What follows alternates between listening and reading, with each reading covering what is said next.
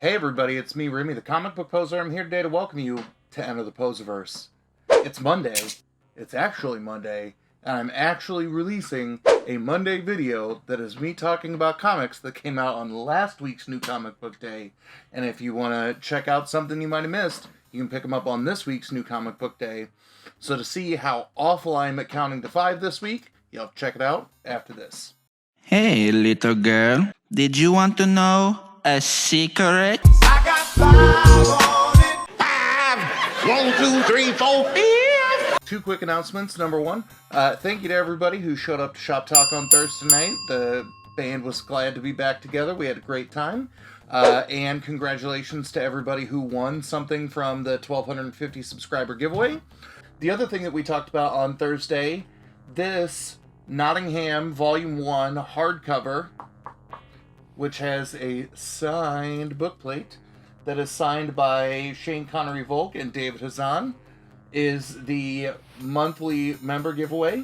So if you're interested, you can click that join button, give me 99 cents of your hard-earned dollars, and you can win or be entered on the wheel to get Volume 1 of Nottingham. Number two, we'll go live on Thursday night. We'll see how long or productive we are, as both Jelly and J1 will be in California at AMKM Comics with Gorkum Demir for, there's a real name to what's going on, but I'm just calling it Gorkum Fest, because those boys are going to be hanging out and having a great time, and maybe that means we get some KM back on the show. We'll take AM too, but if we get some live action KM, it's been a while since I've got to play with his shenanigans in real time. So without further ado, here's the list. So this week it's really a top 10. I've got 5 honorable mentions that I will rapid fire really, really fast. The first one is Starhenge, Book 1, The Dragon and the Boar. It's from Image Comics. It's all Liam Sharp. If you are interested in, like, sci-fi, fantasy, epics, and a whole bunch of other, like, I think there were some playing with time mechanics. This was the first book I read this week. You can see it's not in a bag and a board because I didn't have it on my pull, but it's solidly there now. Number 2 is Twig, issue number 3. This series has still been fun. This is Scotty Young, Kyle Strom, Jean-Francois Bouliot, and Nate Piros on art, and I just need, like, Wolverine's gonna keep falling down. I'm sorry, buddy. We're starting to see things happen, like, we're starting to see Twig respond to things and maybe initiate, what may be going down on his path, instead of just kind of allowing things to passively happen to him, but the art still fantastic. Batman 125 is on the list. This is finally the first Chip Zdarsky title with Jorge Jimenez and Tomeu Mori. It's coherent. It's good. I know Nick from Comic Burrito was mad that this was the community pick of the week on League of Comic Geeks, but I think it's because it's a good, coherent story, and as much as I love Joshua Williamson, it was not good on the Batman. Deadbox number 3 from Vault Comics. There's a handful of people on this. I like how this book was a social commentary in terms of looking at, you know, dealing with gun issues and some of the irony that played out in terms of the movie that was picked by the grandfather as he was babysitting his grandkids. The Closet number 2. I didn't get to talk about issue number 1 about this, but as we talked about on Shop Talk, I think my description was that in terms of something is killing the children, which had to start as a very kind of in your face and then build the world, versus Nice House on the Lake, which has just been a slow, crazy burn of a chess match, that I would put The Closet in terms of the horror mechanics and the storytelling as kind of the happy medium between these two tiny and horror books. And then the last one is Once and Future number 27.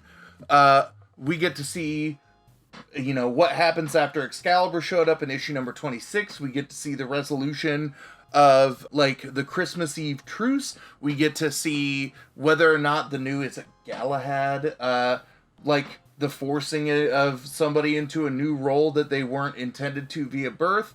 if that got to work out, and we got to see a decently huge relationship shift at the end of the book. I've loved this series from go. I had to read, I think, 3 books to get caught up to this one, but, oh, whew, so good. Alright, did some last minute quarterbacking, but here are my top 5 books from last week. Alright, coming in at number 5 is Saga, issue number 60, from Brian K. Vaughan and Fiona Staples. The first thing I'll say I like about this issue is when you get to the back, you can see some of the responses of the reader survey, which was kind of cool to see, 2 years of gaps of responses to things. But you get to see what happens when Alana gets to wield the medallion on her own. You get to see how Hazel responds to the younger Prince Robot telling her that he loved her in the previous issue, and in kind of a wild turn of events based on some of the things that happened with the skull of Marco in the previous issue, we get set up for some fiery events in issue number 60. Coming in at number 4, also from Image, it's That Texas Blood number 15. It's Chris Condon and Jacob Phillips. I have loved this series more, especially as we hit the second arc, where we got to deal with the religious cult. I read 14 and 15 last night to be able to read and talk about this book, and I'm really enjoying the idea of now we're seeing a serial killer play its way out in Ambrose County. We're in, I think it's 1992 now, so we're getting to see the sheriff play out in not just a huge political battle, because I think it's a sheriff election that's happening, but we also get to see what's going to be the worst storm to have hit, winter storm to have hit Ambrose in, I think it said 30 years, and we're getting to see a notorious serial killer, the Red Queen killer, start to play his game after he was introduced in the previous issue. Big fan, can't wait for number 16. Coming in at number 3 is the book So Nice I Bought It Twice, from AWA Upshot Studios. It's Absolution number 1. This is by Peter Milligan, Mike Diodato Jr., Lee Lowridge, and Steve Wands on the letters. So this book was interesting from the premise of it is following basically a live-streamed first-person shooter game, but instead of somebody playing a video game, they are actively involved in a competition where they have to, assassinate people. That it's got a Hunger Games feel to it in terms of their, commentators and people analyzing the battle style and the kill style. We see, a female assassin having to deal with sexism in her comments because people are like, hey, show us your tits, baby. Just kind of harassing her, and we start to figure out what happened where she had to be, medically wired into receiving an absolution, I think is the best way to describe it, to then have to play along in the game. I think the art is very interesting. It's a very unique story, because I want to see if we get a broader setup in terms of, why this gaming network exists, why we are seeing live-streamed assassinations, and more, but very interesting premise for a comic for me at the moment. We couldn't think of the movie that it made me think of, and then somebody, I think it was Quick Draw in the chat on Thursday night was like, are you talking about Gamer? Where it's Gerard Butler, it's a similar kind of premise, but very, very interesting. I would pick this up. I'm heavy on all AWA books, as you all know, but this one was a very interesting kind of new dive into the universe. Coming in at number 2, from Image Comics, is Philadelphia number 23. I read 3 books to get caught up on this one last night, and I continue to love how we are seeing history play together, that we get to see a meeting of the minds in terms of the founding fathers of Washington, Adams, and Jefferson in their, revealed to us forms of existing for the last 300 years.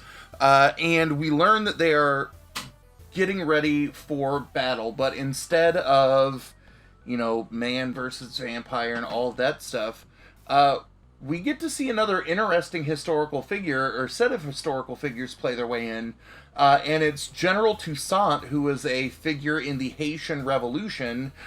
He and his sister show up to kind of set up the new threat arc to the werewolves, the beasts. I think we meet a witch with the Elder Sangster.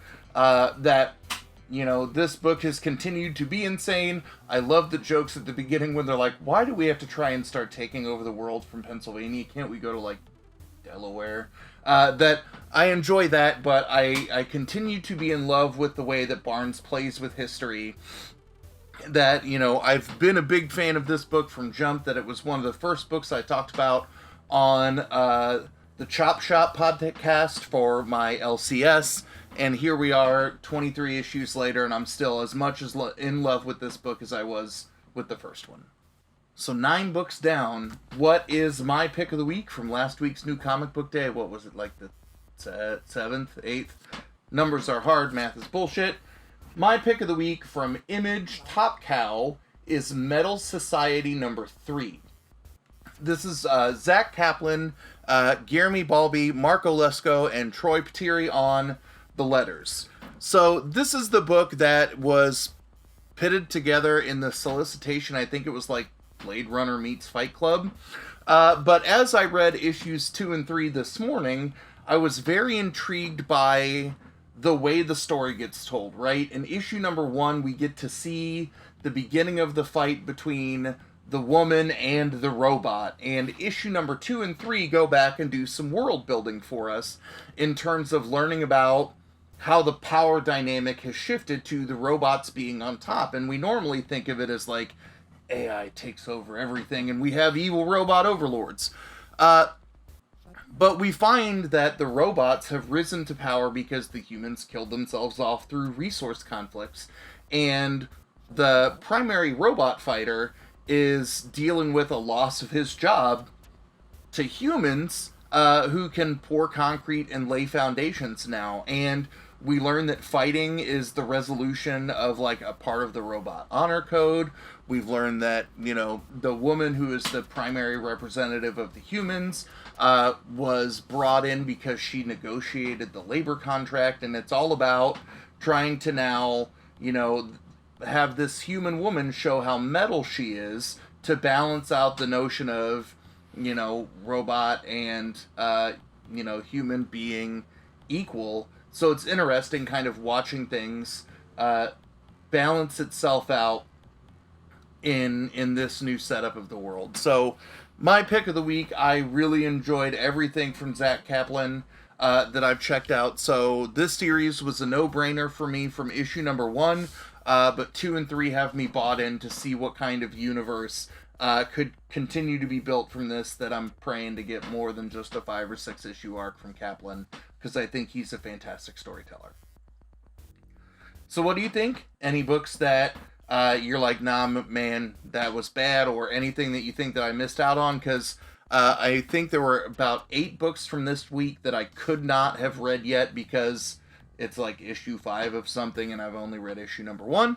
But I'm still getting caught up on my literal 2 short boxes of recent to-read pickups just from the summer being rough. So we'll see. But we'll see you tomorrow. Don't forget to show up to the weekly poll video because the poser pile will be back. So come check that video out, comment on it for your chance to win some comics. And if I owe you something via shipping, expect to get tracking numbers Tuesday or Wednesday at the latest. That had to shuffle schedule around with wife and I to be able to make it to the post office, but Tuesday or Wednesday you should get your tracking number, and then I'll start building up a new pile of things that I owe people because I'm the world's slowest shipper. So as always, y'all, thanks for stopping by, and have a good one.